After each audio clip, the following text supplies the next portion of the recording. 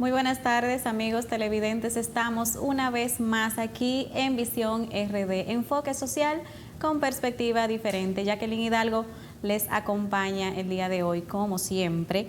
Se solicitó una extensión del estado de emergencia por 45 días, que fue aprobado el día de hoy por unanimidad en la Cámara del Senado. Para el próximo viernes, entonces, la Cámara de Diputados conocerá de esta solicitud y vamos a ver entonces, pienso que la aprobarán, porque hay que reconocer que dentro del nuevo estado de emergencia las medidas que se adoptaron han dado resultado y en el día de ayer, de hecho, lo confirmó la representante de la OPS y la OMS en el país y de hecho se refirió a que si el gobierno solicitaba o determinaba de nuevo extender lo que son los plazos para el toque de queda, que estaría excelente la medida y que porque realmente se ha percibido una disminución en los contagios, en la propagación del COVID-19. Así que yo entiendo que la medida puede ser apropiada siempre que veamos resultados positivos y si seguimos en esa misma dinámica con la disminución de los contagios y el aumento de las pruebas también PCR, entonces entiendo que vale la pena que nos sacrifiquemos un poco algunos y que continúe el estado de emergencia y que dentro del estado de emergencia se tome la medida de ampliar el plazo para el toque de queda, que se mantenga el toque de queda por más tiempo, para así entonces ver cómo fluye o cómo continúa la dinámica con los contagios. El día de hoy también el senador por la provincia Hermanas Mirabal, Bauta Rojas, hizo un llamado a los demás legisladores. Él habló de que para que funcionen adecuadamente las instituciones, es necesario, es propicio, es prudente que los legisladores hagan su función, cumplan terminantemente con su función de fiscalizar las instituciones públicas para eficientizar sus funciones. Dice que de la única manera que se puede hacer justicia e imponer ejemplo, si queremos un país y queremos un futuro, es fiscalizando las funciones de las instituciones públicas. Y yo me voy a detener a hacer una reflexión al respecto. Y me voy a tomar la libertad de felicitar al senador Bauta Rojas por esa observación, porque ciertamente a los legisladores en este país por mucho tiempo se les olvidó que dentro de sus tres principales funciones está la de fiscalizar. Y lo digo así con toda propiedad porque para nadie es un secreto y las pruebas están ahí, el despilfarro que se estaba efectuando en las instituciones públicas de este país. Y todo eso a consecuencia de ¿qué? Bueno, a falta de una debida fiscalización por parte de los legisladores, que están ahí principalmente para fiscalizar, para representarnos a nosotros, para fiscalizar y para legislar. No puedo decir que no han legislado, porque de eso nosotros estamos totalmente convencidos de que han legislado. A su conveniencia, en la mayoría de los casos, lo han hecho, pero lo hicieron. Lo hicieron. Y me voy a referir en el gobierno pasado, que tuvo 8 años, y 8 años, señores, no es que pasan de un día para otro. 8 años son 8 años. Entonces es imposible uno, cuando hace referencia, no referirse al gobierno pasado.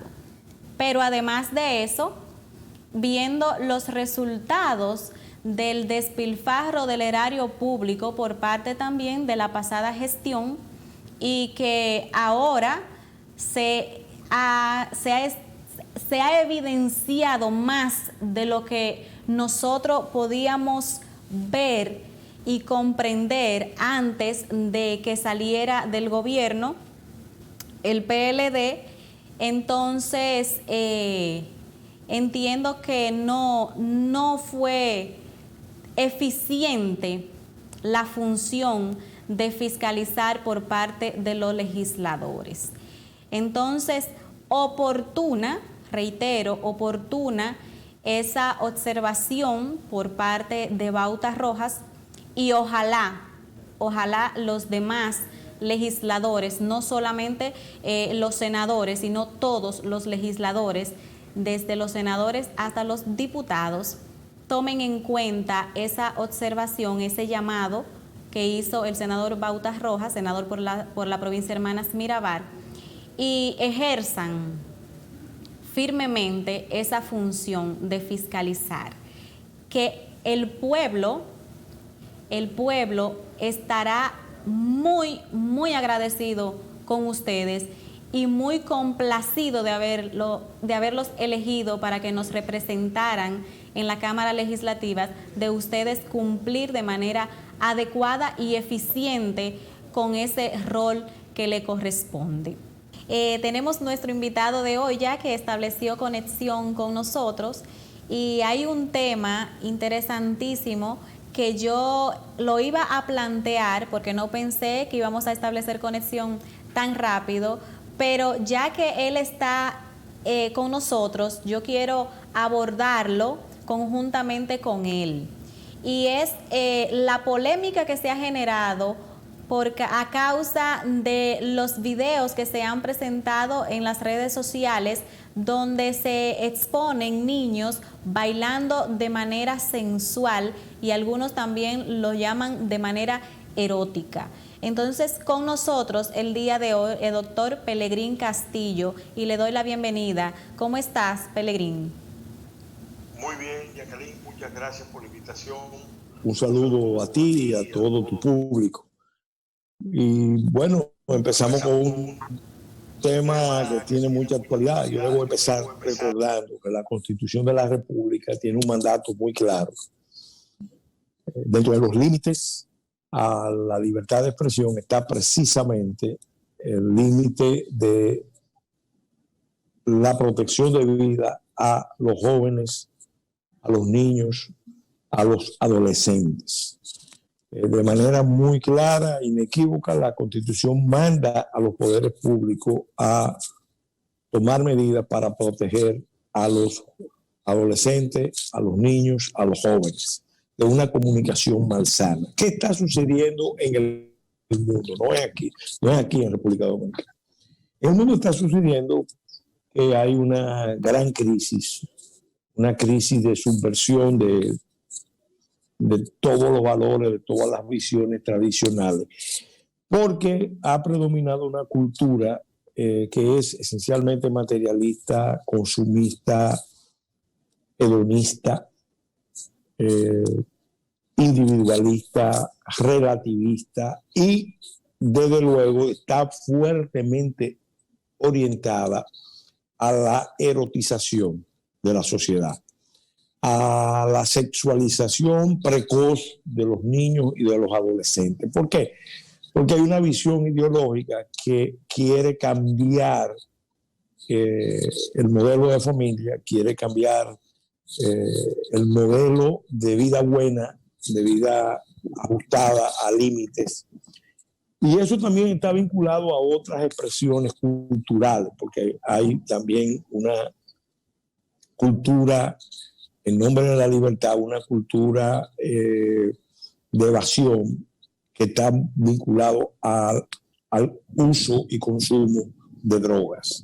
Entonces, esas situaciones se quieren vender como normales, como situaciones que hay que permitir que se desarrollen porque forman parte de la libertad humana. Y eso no es así. Toda libertad exige responsabilidad. Todo derecho tiene un límite. El derecho es algo que conlleva obligaciones. Cualquier derecho conlleva obligaciones, especialmente con los demás. La Constitución, en este caso específico, como dije de manera muy clara, le dio un mandato a los poderes públicos a proteger a la juventud para que no se puedan usar los medios de comunicación, mandándole mensajes a los jóvenes que puedan dañar su desarrollo, su personalidad, sus valores, su visión. Entonces, ¿qué yo propongo con el caso que se está debatiendo? Con los dos casos que se están debatiendo. Que pueden ser muchos más. En primer lugar, que se aplique la ley. Que es a estos artistas que son símbolos, que impactan en jóvenes, que impactan en otros artistas, se les encauce, se les procese y se les someta. Ellos tienen que estar claros de que cometieron una infracción. Pero muy probablemente ellos no estaban conscientes de que estaban cometiendo una infracción. Pero como esta es una sociedad donde todo es todo y nada es nada, donde hay ese relativismo, la gente actúa sin conciencia de que lo que está haciendo es legal o es prohibido. Entonces, ¿por qué es importante hacer ese ejercicio? Primero, porque le mandamos un mensaje a la sociedad y a los otros artistas de que hay límites, de que no se pueden traspasar ciertos límites, porque eso tiene consecuencias. Pero el objetivo no es que esta gente termine presa, metida en una prisión 2 años, 4 años, 5 años, sino que una vez se condenen, el mismo tribunal que lo condena, como son penas de 2 a 4 años, el mismo tribunal pudiera perfectamente suspender la ejecución de la pena o sustituirla por trabajo social. Habría que ver, ahora mismo no tengo fresco cuál tipo de trabajo social se le puede imponer, pero lo más importante es el tema de la reeducación, de la orientación por parte de especialistas de la conducta de esos dos artistas. Porque a esa muchacha que yo la vi en el video haciendo una presentación lasciva con su hijo, uno ni sabe qué pensar, porque cuando uno ve la trayectoria de ella, definitivamente eso es lo que ella ha visto toda su vida. Y eso se ha llevado a la categoría de arte. Y hay una parte de la población dominicana que ve eso como normal. Entonces es importante que a ella, que es un modelo de conducta, o a él, en el caso del artista, del hombre, fue igualmente serio,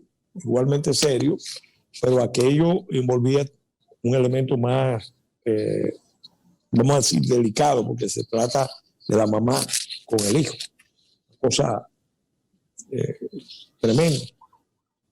Entonces yo pienso que ellos dos necesitan, por ahí hay que empezar un ejercicio de reeducación y ponerle trabajo social para que ellos lleguen al convencimiento, ellos mismos lleguen al convencimiento de que su arte de que su poder de comunicación, de que el talento que pueden tener, lo pueden aplicar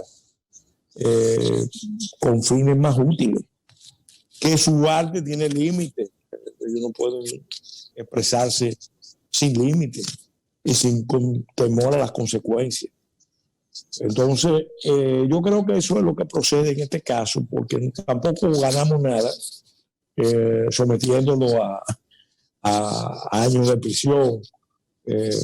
Yo creo que con que se condene en un tribunal, se suspenda la ejecución de la pena y se le ponga trabajo social y además se le someta a un proceso de reeducación, porque a veces es un problema de formación. Yo creo que vamos ganando como sociedad y ojalá ellos mismos se convenzan de que cometieron un error, pidan excusa y empiece un proceso de reorientación, porque así como pueden hacer mucho daño, también pueden hacer mucho bien si dedicaran su talento, que los tienen, ¿a qué? A mandar los mensajes positivos, los mensajes útiles, mensajes que se puedan, vamos a decir, aceptar en la sociedad. A veces es difícil porque en ese medio hay mucha gente que está conectada con actividades canallas. Entonces ya es más difícil. Pero creo que la política criminal del Estado debe estar orientada más a la conversión o a la reeducación o vamos a usar una palabra, a la reorientación del comportamiento de estos artistas populares del género urbano. En ese sentido, doctor, ¿no considera usted que hay falta de políticas por parte del Estado o de legislaciones por parte del Estado que se ocupen de tener límites para la difusión de contenidos? Siempre y cuando, a sabiendas de todo, siempre que es a sabiendas de todo, que dentro de las redes sociales es muy difícil poner límites a lo que los niños consumen, también lo que escuchan en la radio y lo que escuchan en la televisión. Incluso hay música que no son aptas para que los niños la escuchen. Entonces, y ha faltado valor, especialmente de un órgano que se convirtió en un órgano inoperante, que es la Comisión Nacional de Espectáculos Públicos. También el Congreso yo creo que ha incurrido en algunas faltas porque hace años debió discutirse una ley de medios. De hecho, se elaboró una ley de medios y hay un capítulo relativo a contenidos y que realmente eso no se terminó de enviar al Congreso, o si se sometió no se le dio seguimiento. Pero se puede decir que lo mismo pasa con los códigos. Desde el primer gobierno de Leonel Fernández se enviaron, al terminar el gobierno, aproximadamente 5 proyectos de código. Y yo creo que se aprobó el Código Procesal Penal y el Código de Ordenamiento de Mercado se logró aprobar por parte, y yo fui el responsable de la mayoría de las aprobaciones en el Código de Ordenamiento de Mercado, porque se aprobó la Ley de Derecho Consumidor, se aprobó la Ley de Propiedad Industrial, se aprobó la Ley de Derecho de Autor y se aprobó una ley conexa que es la de prácticas legales de comercio. Después se aprobó la Ley de Competencia. O sea que ese código no se aprobó como código, pero se aprobaron 5 leyes en ese proceso y no fue una tarea fácil. Pero el código, la ley de medios, y se habló de un código de comunicación elaborado por el equipo que designó el presidente Fernández, está ahí. Pero mientras tanto hay leyes suficientes, porque por ejemplo hay ya suficientes previsiones en la ley de expresión y difusión de pensamiento, en la ley de delitos electrónicos, en una serie de expresiones para que el Ministerio Público actúe, para que los tribunales actúen. Y y para que la Comisión de Espectáculos Públicos adopte una posición proactiva. Ojalá el presidente Abinader, que ha manifestado ya desde el principio mucho interés en proteger la familia, de hecho ya acaba de anunciar la constitución de un gabinete de familia, que es, a mi juicio, el órgano que debe ir preparando las condiciones para el Ministerio de la Familia y el Bienestar Social. Ojalá el presidente Abinader, que llamó a los funcionarios a que pongan en sus despachos los retratos de su familia, le diga a la Comisión de Espectáculos Públicos, que es un órgano que él designa, que tiene la instrucción de ser proactivo, vigilante de ese tipo de comunicación que o promueve el consumo de droga o promueve la erotización de los niños y adolescentes o el involucramiento en relaciones sexuales precoces de niños y adolescentes o promueve mensajes de violencia, porque vamos a empezar por ahí. Hay una cantidad, o lenguajes procaces, hay una cantidad de mensajes que están en las redes, que el Estado tiene medios para enfrentarlo. La ley de delitos electrónicos, a mí me tocó aprobar, ser, vamos a decir, el responsable de la aprobación de una parte de esa ley. En la recta final me integré para reforzar lo que era propiamente el capítulo de las sanciones de la ley de delitos electrónicos. En las redes hay muchas agresiones. No es por falta de ley. Por ahí podemos empezar. Y vamos a lograr mandar señales. Entonces son los órganos públicos los que tienen que mandar las señales de los límites. Al principio probablemente van a protestar, porque tienen años acostumbrados a que no lo fiscalicen, a que no lo sancionen. Y hay una serie de estructuras de poder que quieren fomentar ese tipo de mensajes, que la juventud nuestra esté en ese tipo de ambiente alienante, evasivo, que no piense, que no sea una juventud reflexiva, que piense en los problemas sociales, que piense en la acción política. Lo que se quiere es promover un grupo de jóvenes que estén buscando el goce hedonista, individualista, a cualquier precio, y eso evidentemente cobra. Después no podemos quejarnos de que haya violencia intrafamiliar, o que haya consumo masivo de drogas. Aquí hay 300,000 jóvenes que son adictos, y esos son fuentes de violencia permanente en los hogares. Cuando aquí hablamos de lucha contra la violencia intrafamiliar, a mí me gustaría que aterrizáramos ese debate, porque nos damos cuenta de que muchos de esos incidentes de violencia están conectados al tema del consumo de droga. Entonces, no quieren hablar de un aspecto, pero no quieren irse a las raíces del problema. Y por eso es que a veces los problemas se agravan, porque no buscamos la verdad. Hay un fondo de fariseísmo. En adolescentes también es parte de ese problema. Doctor, no te oí bien, por favor. Sí, digo, la alta tasa de embarazos en niñas y adolescentes también tiene mucho que ver con lo que consumen de la música. Claro. Y de los medios.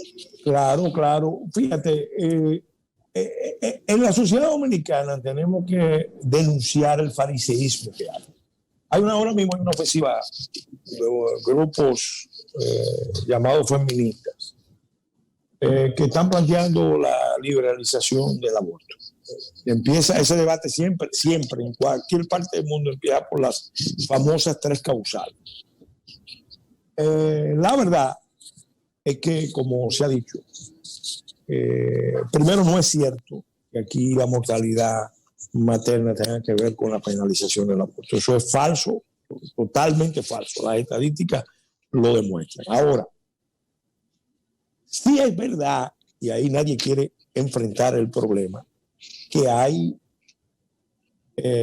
una cantidad de factores que predisponen a las relaciones precoces, relaciones sexuales precoces de niñas y de adolescentes, a veces entre ellos o con adultos. Está, por ejemplo, el tema del hacinamiento. Esta es una sociedad donde tenemos un déficit de vivienda de 1 millón de viviendas. Y probablemente si le agregamos la variable cualitativa, estamos hablando de 2 millones de viviendas. ¿Qué significa eso? Que una familia tiene que vivir en condiciones de hacinamiento, de promiscuidad. Y eso ya de por sí es un factor que puede facilitar mucho el abuso, puede facilitar mucho, incluso dentro del mismo seno familiar o en las comunidades, las relaciones sexuales. Segundo, ¿no? Carecemos de políticas de diversión, de disfrute sano, de bienestar social. Hace años no hay una política de clubes culturales, de clubes deportivos, de excursiones, de competencias sanas. Todo eso está eliminado, incluso del sistema educativo. Entonces, pero si nos vamos a los contenidos, vemos que un niño es, a lo largo de sus años de juventud, miles y miles de escenas de sexualidad o oye mensajes de incitación y lo ve en su alrededor. Y a eso agréguele el tema del consumo de drogas. El consumo de drogas. Estamos hablando de cientos de miles. Y adictos hay 300,000, según los estimados de los organismos especializados. Y consumiendo hay un número mayor. Entonces, por otro lado, otro aspecto que a mí me gusta resaltarlo, porque lo planteé ya como un tema de política de salud pública. Hay una venta libre de las famosas píldoras del día después. Sin decirle a la población que el consumo regular de esas píldoras, que son anticonceptivas y abortivas, fundamentalmente abortivas, el consumo sostenido puede provocar infertilidad, puede provocar baja fertilidad y puede provocar otro tipo de problemas de salud, entre ellos cáncer. Pero eso no se le dice a la población. Los potenciadores sexuales aquí se venden libremente y no se lo venden a una población, vamos a decir, adulta que lo pueda necesitar. No, se lo venden al que lo pida. Pero resulta que un joven que empiece a usar potenciadores sexuales en su juventud, ya a los 10 años, a los 15 años, probablemente se convierta en un impotente o empiece a tener problemas de cardiopatías. Y salud pública debería tomar medidas para regular eso, porque es un gran negocio. Aquí hay empresas que están ganando mucho dinero con eso. Y las farmacias tienen un buen nivel de venta con ese tipo de productos. Entonces, a la larga, ¿a dónde conduce eso? Y para no hablar de otro tipo de bebidas energizantes, que cuando se mezclan, porque no se le dice a los jóvenes, que si usted se bebe ciertas bebidas energizantes y lo mezcla con otro tipo de bebidas, usted es candidato a que le dé un infarto o un derrame. Entonces, eso sostenido en el tiempo, estamos generando unas generaciones enteras de jóvenes que van a tener cardiopatías o infertilidad o impotencia y muchos problemas sexuales y psicológicos, porque también vamos a analizar otra dimensión del tema, la pornografía, que es más difícil de regular. Pero sin duda, cuando la pornografía gana terreno y no se educa a los jóvenes sobre los peligros de la pornografía, el joven que recibe la pornografía o la persona, porque también puede afectar a personas adultas, termina con una visión distorsionada del tipo de relación que puede mantener con su pareja. Y afecta fundamentalmente a los varones. Y por eso también ese otro componente de violencia. Pero aquí queremos reducirlo todo a un tema de juicio y castigo. Entonces, cuando hay violencia, reaccionamos. Inmediatamente pedimos tantos años de cárcel.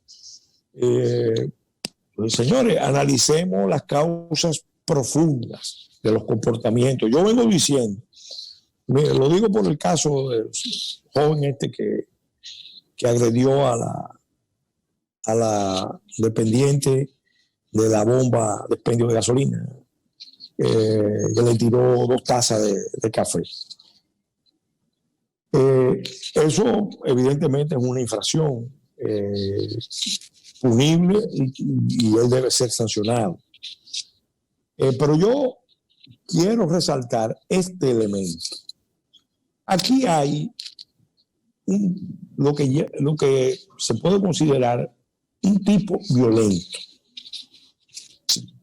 que debe ser sometido a una evaluación, porque son personas que vienen o con carencias muy serias o con sociopatías o con psicopatías, o naturalmente tienen un comportamiento violento.